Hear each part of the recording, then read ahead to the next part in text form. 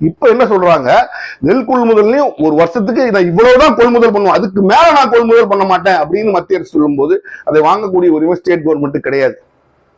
அப்ப இது எவ்வளவு பெரிய கொடுமை யோசிச்சு பாருங்க. ஒரு விவசாயி ப்ரொடியூஸ் பண்ணி தன்னுடைய மத்திய அரசு தன்றது இந்த நெல்லை வாங்கும்னு வெயிட் பண்ணிக்கிட்டு இருக்கான். அப்படி வெயிட் பண்ணிட்டு இருக்கும் சூழ்நிலையில இல்ல இவ்வளவு நான் தேவையை நான் வாங்கிட்டேன், இனிமேல் வாங்க மாட்டேன்னு சொல்றது அராஜகம் இல்லையா?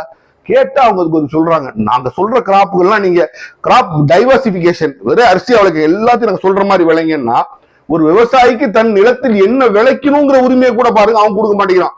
நான் சொல்ற மாதிரி நீ நெல் விளைச்சணும் நான் வாங்க மாட்டேன்னு சொன்னா எவ்வளவு பெரிய சர்வாதிகாரம். கொஞ்சம் யோசிச்சு பாருங்க. நிலம் ஏன் நிலம்?